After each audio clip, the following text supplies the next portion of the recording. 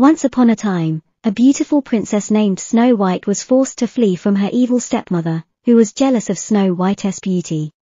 Snow White found refuge in a small cottage in the woods, which belonged to 7 dwarfs.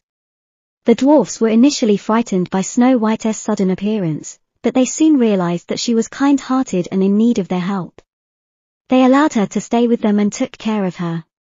Meanwhile, the evil stepmother discovered that Snow White was still alive and disguised herself as an old woman to trick Snow White into eating a poisoned apple.